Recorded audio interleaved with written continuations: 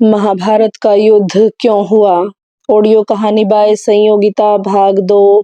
जब युद्ध धर्म बन गया।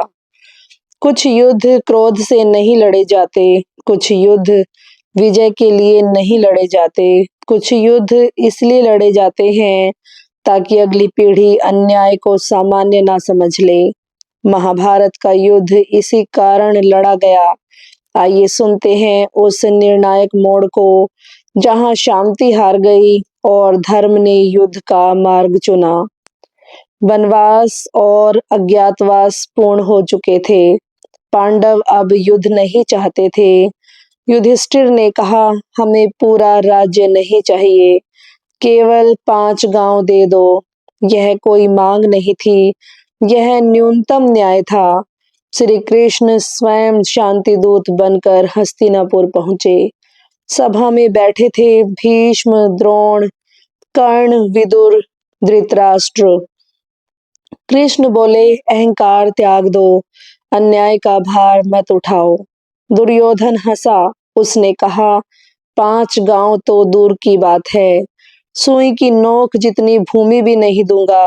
उस क्षण श्री कृष्ण ने समझ लिया, अब युद्ध टल नहीं सकता। धृतराष्ट्र मौन रहे, भीष्म विवश रहे, सभा फिर चुप रही। और जब सत्ता चुप रहती है तो विनाश बोलता है। कर्ण को सत्य ज्ञात हुआ कि वह कुंती का पुत्र है, पांडवों का भाई है। श्री कृष्ण ने कहा, धर्म का साथ दो। पर कर्ण बोला, मैं मित्रता नहीं छोड़ सकता। उसका यह निर्णय सबसे कठिन था।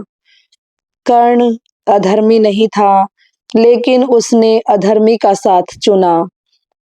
कुरुक्षेत्र धर्म और अधर्म की भूमि बनी। दोनों ओर सेनाएं सजी, शंखनाद हुआ। लेकिन युद्ध शुरू होने से पहले एक योद्धा टूट गया।